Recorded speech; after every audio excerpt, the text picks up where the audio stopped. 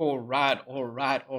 Welcome to Fantasy Football G, where you guys want to know what is the winning final draft team selection going into this year's Euros. Well, you're in the right place. We are going to take a look at the best final draft, the winning draft for match day one.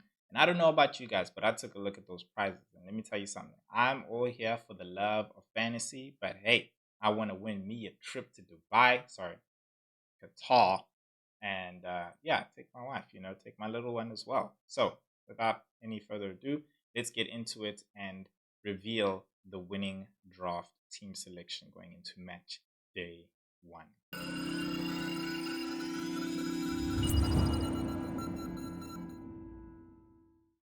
All right, we are here, ladies and gentlemen. We are here, ladies and gentlemen.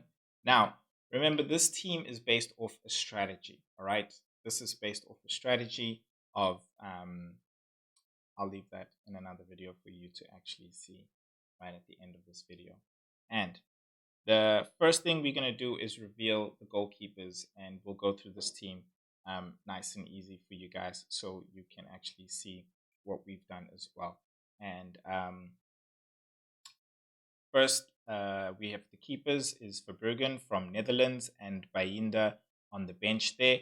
Verbruggen on the first starting lineup because he will be playing first on the 16th of June. And from my memory, I didn't put the teams up there that we're playing against because I wanted to put the dates there to emphasize the strategy of the fact that you have to play the people who are playing first. And the ones who are going to be on your bench are the ones who are going to be playing on a later date, basically, because what you can do is in match day management, you want to bring the guys who haven't scored a lot of points off, and you want to bring the guys who are on the bench who you believe will score potentially more points than the one who's been playing. So, in the case where Verbruggen doesn't get a clean sheet, and I think Bayinda can actually get a clean sheet, then what I'll do is I'll swap the goalkeepers. So that's what I've done there. In all honesty, I'm really banking on Verbruggen. I think that they'll get a clean sheet against Poland. Netherlands honestly has a very strong defense, great key players in the defense there. So I really don't see myself making that switch in between the match day. Now, let's go on to the defense. And yes, disclaimer, everybody. I think every content creator has to be making it during this tournament. I will be butchering names. I am going to try my best, and no disrespect, because I always ask people to refer to me as Cat because I just don't like the way people pronounce my full name. But let's get on with it. In the defense, I have got Di Marco there from Italy. They'll be playing Albania.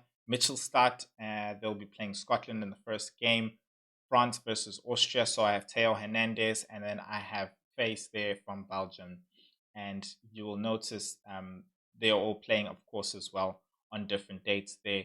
14, 15, no 16, got a 17s, and Cancelo is on the bench, who will be playing on the 18th. And I'm sure you'll realize that I've gone with the route of picking defenders who could get an attacking outcome as well as a clean sheet there. I believe that DeMarco and Theo Hernandez. And I'm really hoping Face actually plays. And I say this in the sense of there is a couple of injuries there in the Belgium defense. So he has come off the back of a great season with Leicester City. And I'm hoping he could basically be the one there to actually play. But if not, I'm not honestly worried about that. They do have a great defense as well. I'm hoping I can get a piece of that action through him because he is 4 million. So he is an enabler to actually help me boost up the attacking players there. And Cancelo can jump in if he is actually not going to be playing. So no actual worries there for myself. But I think this defense honestly has a lot of potential of points, both in defense and attack as well. So let us go to the midfield now and let us see who we have. And in the midfield, we are packed, guys. We are packed. Guns blazing, all right? Guns blazing. Now, start with Leonardo Trossard, a very good differential. A lot of people have gone with a different pick there and not having Leonard Trossard, and he's been actually scoring goals both for Arsenal and actually the friendlies as well for Belgium. So he's a very good differential pick, and that's the thing you also got to try and do in this as well, is have enough strategic differential picks which can give you some good gains there. And I, for myself, consider differential pick is as anybody under 20% ownership. So I believe Leonardo Trossard is underneath that 20% ownership. Jude Bellingham, I don't think there's anything really to say. It's Jude himself. And then Dominic Soboslai is another differential for me. He is playing Switzerland in the first game, if I am not mistaken. I think it is Switzerland. If I'm not, please leave a comment and yeah, rectify me there. And then Xavi Simons there. He is another differential. He is widely picked, almost becoming a widely picked player. But I think that he's going to be a good differential playing against Poland there, and a nice attacking player as well for me covering that game. And then on the bench, of course, I have a Bruno Fernandes, who, quite frankly, whether it's for anybody in the team on the defense or the midfield who doesn't score, I'm very happy to bring Bruno in and yeah, and just yeah, play from there. Cool. So that's my midfield. I don't think there's really any explanation there. I've said who's the differentials, and you can see, of course, who are the actual main picks. Now, the big reveal. The big reveal. No Kylian Mbappe. What? Cat? As I mentioned, everybody goes right, you go left. And when it works out, it works out. Now, it's not to say Kylian Mbappe is a bad pick, not at all. He's absolute favorite. In fact, I have him going all the way to the final. But the reason why I haven't picked him is because, quite frankly, both Belgium and Portugal's groups are very, very, very good groups for them. And I'm talking about for both Ronaldo and Lukaku. And those are the two top goal qualifying scorers for the Euro qualifiers. So it only makes sense to really go with those two.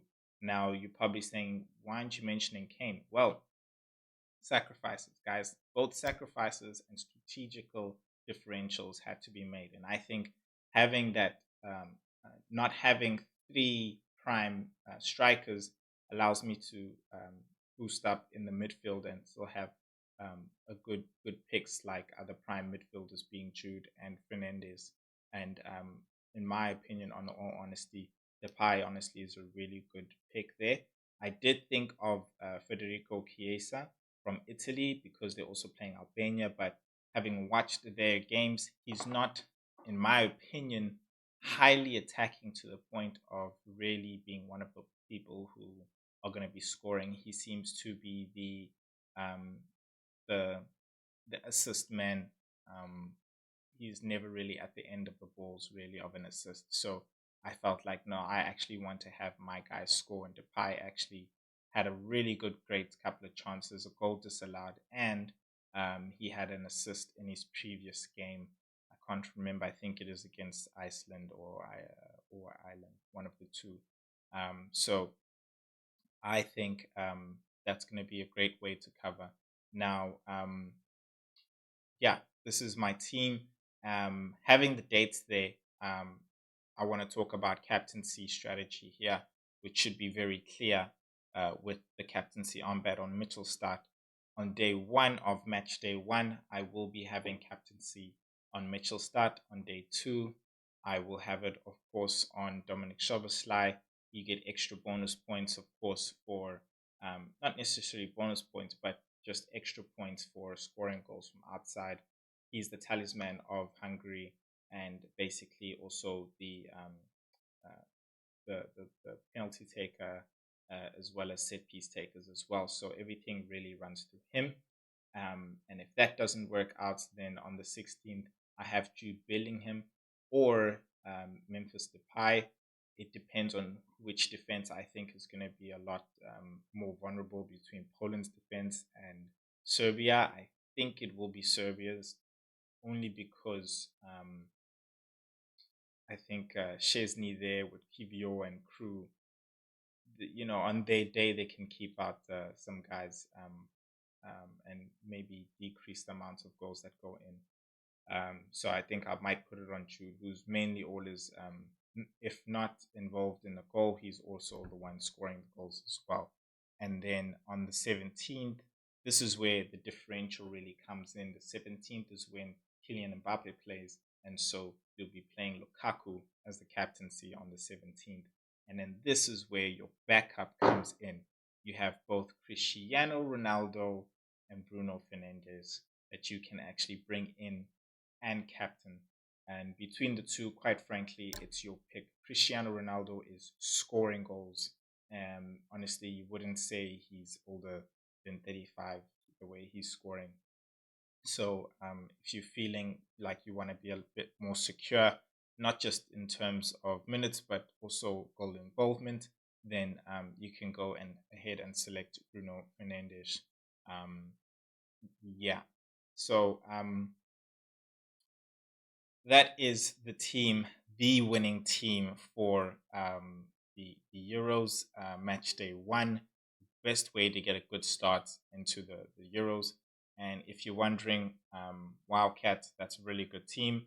I based it off all of the strategy that I have in this video right here. So go and check out that video on how I structured this team if you haven't seen it already, and it will reveal everything for you and the best way to approach match day one, and how for you to actually gain an advantage on the engaged managers as well as those content creators who you'll find in the top 1000 of this Euro 2024. This is me, Kat, signing out, saying peace.